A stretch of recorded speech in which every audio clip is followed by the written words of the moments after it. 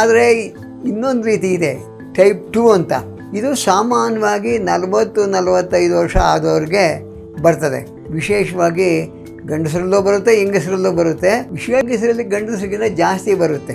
ಈ ಟೈಪ್ 2 40-45 ವರ್ಷ ಆದವ್ರಿಗೆ ಬರ್ತದೆ. ಯಾಕೆ ಅಂದರೆ ನಾನು ಆಗಲೇ ಹೇಳ್ದಾಗೆ ಅಶಿಸ್ತು ಜೀವನದಲ್ಲಿ, ಊಟ ತಿಂಡಿ ನಿದ್ದೆ ವಿಶ್ರಾಂತಿ ಇದರಲ್ಲಿ ಅಶಿಸ್ತು ಇರೋರಿಗೆ ಈ ಪ್ಯಾಂಕ್ರಿಯಾಸ್ ಸರಿಯಾಗಿ ಕೆಲಸ ಮಾಡದೆ ಇದು ಬರುತ್ತೆ. ಇದಕ್ಕೆ ಪರಿಹಾರ ಏನಂದರೆ, ಒಂದು ಔಷಧಿ ಕೊಡ್ತಾರೆ ಡಾಕ್ಟ್ರು, ಜೊತೆಗೆ ನಮ್ಮ ಊಟದ ಪದ್ಧತಿ ಬದಲಾಯಿಸ್ಕೊಳ್ಬೇಕು. ಊಟದಲ್ಲಿ ವಿಶೇಷವಾಗಿ ಈ ರಕ್ತದಲ್ಲಿ ಸಕ್ಕರೆ ಬರೋ ಊಟ ಇವೆಯಲ್ಲ, ಆ ಊಟಗಳನ್ನ ನಾವು ಅವಾಯ್ಡ್ ಮಾಡಬೇಕು. ಈ ಪ್ರೋಟೀನ್ ಯುಕ್ತವಾದ ಆಹಾರ ತಂದರೆ ಏನಾಗಲ್ಲ ಜಾಸ್ತಿ. ಇದನ್ನು ನಾವೇನು ಮಾಡ್ತೀವಿ, ಕಾರ್ಬೋಹೈಡ್ರೇಟ್ಸ್ ಜಾಸ್ತಿ ಇರೋದು, ಅನ್ನ ಅಕ್ಕಿ ಆಯಿತಾ, ಅಥವಾ ಸಕ್ಕರೆ ಅಂಶ ಇರ್ತಕ್ಕಂಥದ್ದು ಇಂಥದ್ದು, ಹಣ್ಣುಗಳು ಇವನ್ ಜಾಸ್ತಿ ತಿಂದರೆ ಸಕ್ಕರೆನೂ ಜಾಸ್ತಿ ಆಗ್ತದೆ.